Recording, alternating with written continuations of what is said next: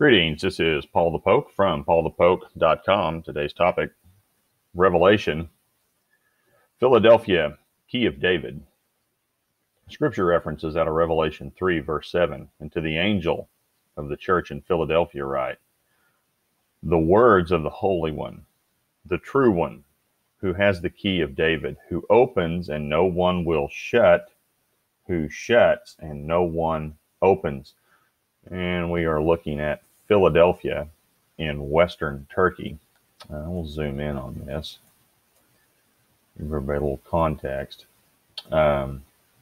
Philadelphia is a city of Lydia in Asia Minor. And it's located near the eastern base of Mount Tmolus, approximately 25 miles southeast of Sardis. Now, historically, the city's been hit by multiple significant earthquakes, and that's the history of the city. Is it's just faced massive earthquake after massive earthquake, nearly been destroyed several times. Now, today, this is the modern-day city of Allah-Shehr in Turkey, and to the Muslim, this means city of God. So, with this city, you know, one has a choice. You can go with Allah Akbar, or you can go with the city of brotherly love, depending on your perspective. Now, Jesus Christ is going to define aspects of his character. And the first aspect mentioned is holy, or agios, which means set apart by or for God, holy, sacred. Jesus Christ is different. He's also true, or alethinos, which it literally means made of truth, substantially true, real, or genuine. So Jesus Christ is the real deal. He is the essence and integrity of truth, and those definitions are provided by Strong's Concordance. Now, the next part of the phrase, the key of David, who opens and no one will shut, who shuts and no one opens.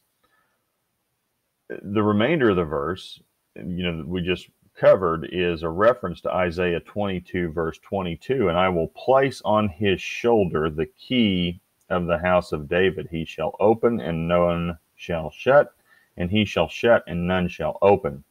In ancient times, officials in charge would literally carry keys tied to a kerchief on their shoulder. So who knows, we may see Jesus with keys tied to his shoulder at some point in the future. So it's a literal reference, and figuratively, Jesus is the sole authority in charge of the kingdom of Israel. The kingdom lineage goes through the line of David. Responsibility and burden of leadership goes through him. Christ has the ultimate say, and he is control. His decisions are final, and he is ultimately responsible. The same concept is communicated by Jesus to his disciples within the context of the church. Believers or church members will be fellow heirs in the kingdom. Matthew 16, verse 19, and I will give you the keys of the kingdom of heaven. And whatever you bind on earth shall be bound in heaven. Whatever you loose on earth shall be loosed in heaven. And don't kid yourself, it's coming. Isaiah 9, verse 6 and 7, for to us a child is born, to us a son is given, and the government shall be upon his shoulder. And his name shall be called Wonderful Counselor, Mighty God, Everlasting Father, Prince of Peace. Of the increase of his government and of peace there will be no end, and on the throne of David and over his kingdom, to establish it and to uphold it with justice and with righteousness from this time forth and forevermore.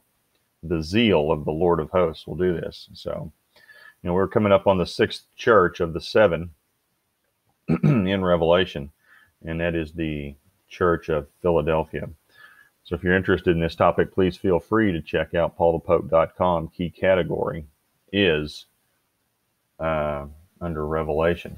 Thanks for listening. Have a good day. Bye.